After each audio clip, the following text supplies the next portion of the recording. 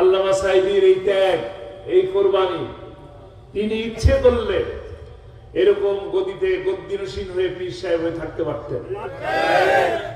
তিনি ইচ্ছে করলে যে মুহূর্তে জেলে ছিলেন, আমার ভাই সাক্ষী আছেন, তিনি জেলে বন্দী হলেন, গণভবন থেকে অনেকবার প্রস্তাব এসেছে, অনেকবার, বহুবার দল ছেড়ে দেন, জামাত ইসলামী ছেড়ে দেন, 4 দলীয় জোট ভেঙে ফেলেন, আলাদা দল করেন, অনেক অফার।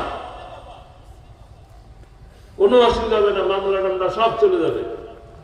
কিন্তু তিনি কি তা করেছেন? কারো কাছে আপোষ করেন না, এক আল্লাহ ছাড়া। এক আল্লাহর কাছে মাথা নত করেছে, আর কারো কাছে নয়।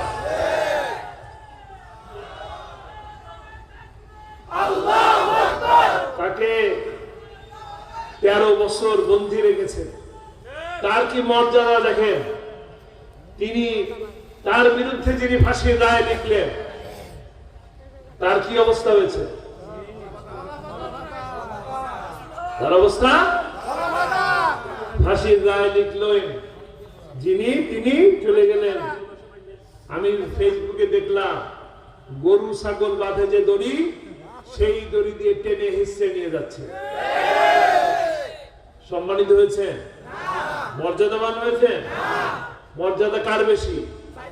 কোরআনের পক্ষের মানুষের মর্যাদা বেশি, আল্লামা সাঈদীর সম্মান বেশি। আল্লামা সাঈদীর ফাঁসির রায় শুনে আনার ঝিনাইদহ 2 আসনের এমপি, তিনি মিছিল করলেন, মিষ্টি বিলালেন, সমাবেশ করলেন, বললেন অনতি বিলম্বে রায় কার্যকর করতে হবে এবং সাঈদীর দাফন বাংলার মাটিতে হতে দেবে না।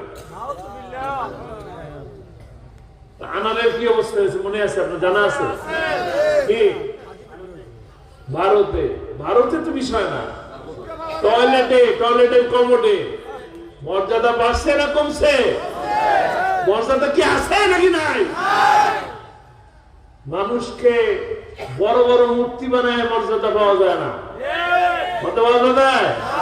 মর্যাদা বাড়ে, মূর্তি মানুষ ভেঙে ফেলে কিনা? আসাদের মূর্তি মনে আছে? বাসা কোথায়? বাংলাদেশে।